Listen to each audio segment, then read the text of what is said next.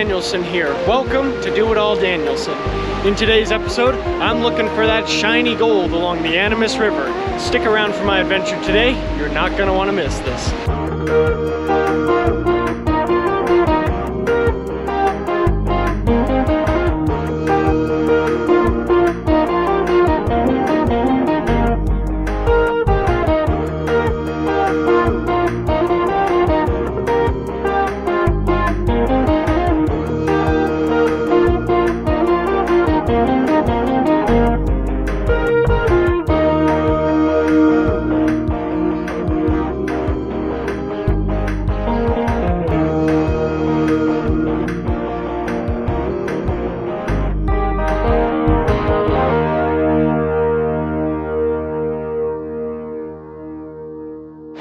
On my way up to the panning spot today, I stopped and took some footage of a very rare sight here on the Durango and Silverton, referred to as a double header. 2 steam locomotives were needed for today's train today, as the train was long and heavy. Joining us as well is Southern Pacific 18, a California native narrow gauge locomotive. That's the one that you see on point. Seeing a double header is a sight to behold, but the sound of it is what's awesome. We'll let you listen for a bit.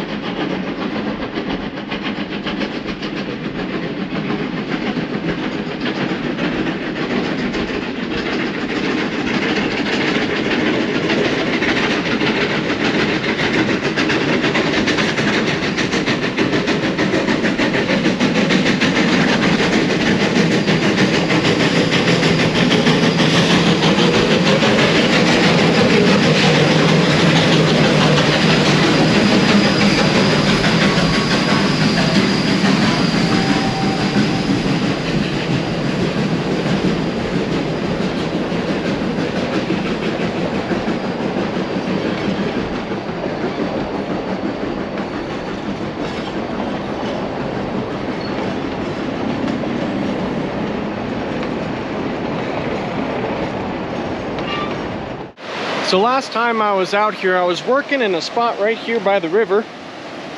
Yielded some pretty darn good gold. I'll put up a couple of pictures of what I found. So I'm gonna continue working along this seam right here, or this crack in the rocks, and see if I have any additional luck.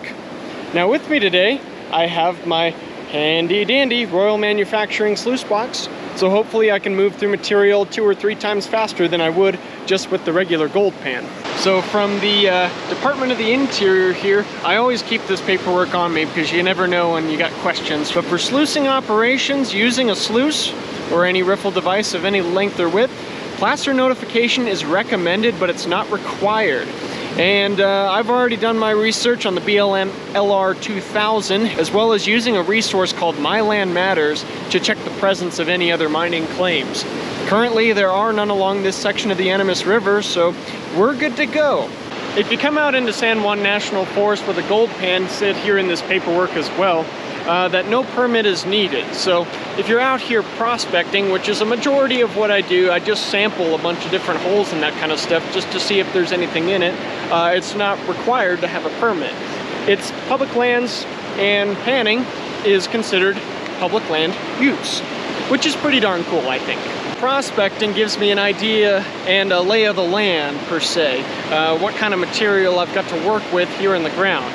Eventually, if I end up coming across something that's really, really high in concentrated gold, I want to come in with something else, like a high banker, which would allow me to run the material unclassified, and the high banker would classify it this, that, and the other. At that point, I would definitely consider getting a claim on it, just so people don't come out here and steal my gold, of course.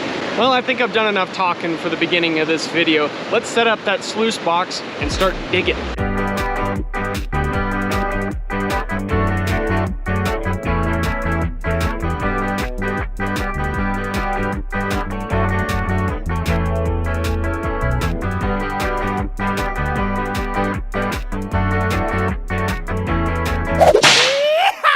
Well, I told you guys that I'd do it, and I done did it. Check it out. This little device here is what I like to call the Spine Saver. This is version 1.0. So I'm taking my big old DeWalt 12 amp hour battery, and turning it into a 12-volt power supply for the pump that's down here in the river. Now, how in the world did I do that? Well, on the inside of this electrical box here, there's a buck converter. I took the alligator clips that would go onto the battery post and replaced it with a simple little plug that will go right into the unit here. Now, you'll also notice here that I've got a fan on here, an AMD CPU fan, and that's to keep the buck converter cool. During some tests, which I'll throw up on screen right now, I found that that buck converter was running really, really hot. And without a way to properly cool it, I was afraid that that buck converter would overheat, melt down, and I'd obviously have to buy a new one. I initially started cooling it with water, and I didn't want to submerge all this in water for obvious reasons. It's electricity. So I decided to use a spare computer fan that I had lying around, and voila, we have the Spine Saver version 1.0. And all you gotta do is boop, flick the switch, and out comes the water. Pretty darn cool, huh? This whole setup right here cost me about $35, $40 to make. Not bad. And I've saved my back in the long run from having to carry a 45-pound car battery into the wilderness with me. Hooray for ingenuity. Okay, now I've talked long enough. Let's start digging.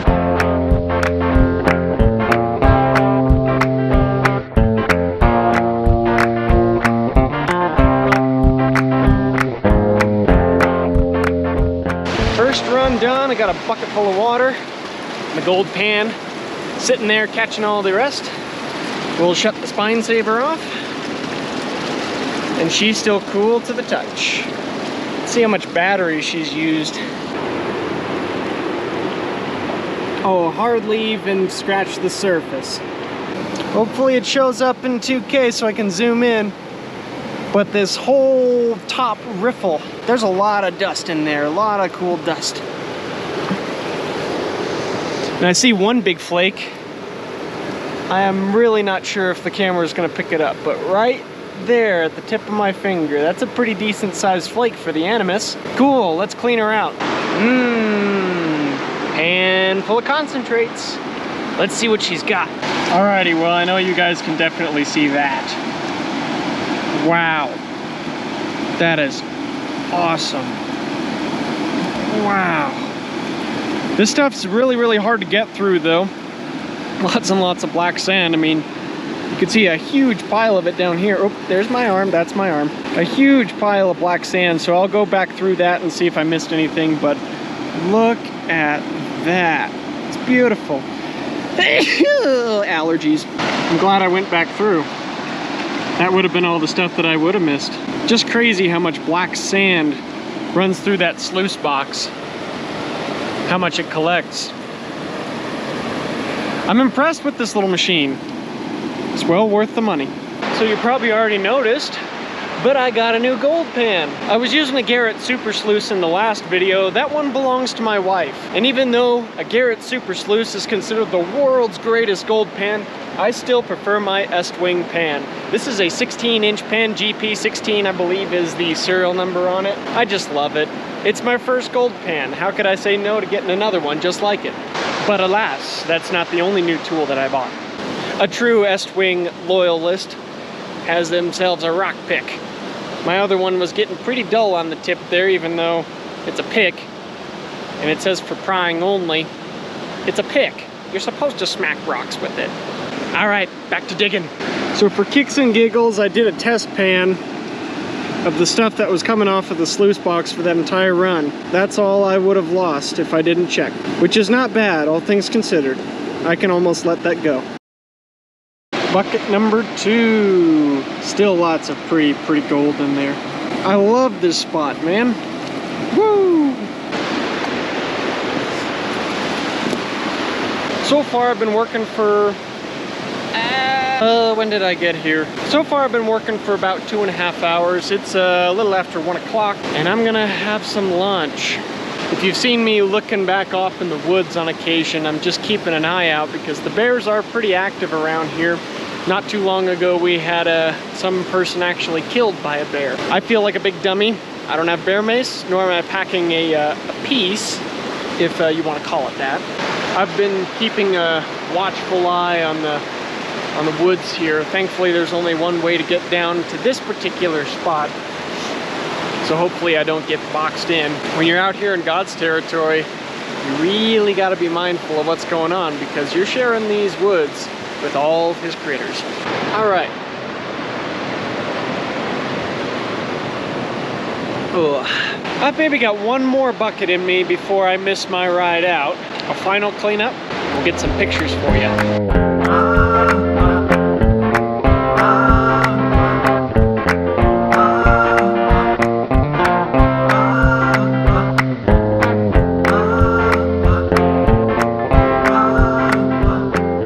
Alrighty, ladies and gents, last bucket of the day. I decided to classify this one wet because we had so much clay down in that hole. It just made sense. Gosh, what a beautiful day. Couldn't ask for any better conditions. So I heard someone whistling and I'm like doing one of these numbers. Somebody comes floating up on the river here. A couple rafters stopped by and said hello. They were asking me what I was doing, show them the gold that I found so far, and they're pretty impressed. They came in all the way up in Silverton, camped overnight at one of the wilderness places up there along the river, and now they're doing their final leg. They got 2 more miles of rapids down there, and it's class 4, class 5 with how high the water is right now. But it was kind of cool seeing people out here. I was wondering if I was going to see someone today. I was starting to get lonely. Alrighty, we just got finished with that run, but you can see that one in there. Holy cow. Lots of little pieces flaked about, but that one right there. Wow, look at that. There's even a, let's see if I can get the camera to do it. Oh, a bunch along those top riffles too. Wow, amazing. Are we ready for this? Third and final pan of the day. Here we go. Look at that little one. It's like a little micro flake. There's a couple little micro flakes in there. Let's see if I can pick it up. Yep, I can pick it up. Just a little micro flake. Boop. Cool. Bum, ba, bum, ba, ba, bum. And there it is. Everything that was in the snuffer bottle today. Wow, guys. Best day on the Animas River thus far. I can't wait to get home and see how that tallies up. Wow, what an awesome day on the river. It's actually kind of sprinkling a little bit. And the sun's coming out. Colorado weather for you. I'm gonna toss up some pictures of today's gold and how it weighs out today. And I'll also throw in a little bonus shot of my vial full of gold. Kind of crazy to think that a few years ago I started prospecting the Animas River here, and I've actually found something that's a nice little keepsake. Will I make money off of it? Hard to say, but I'm having fun irregardless.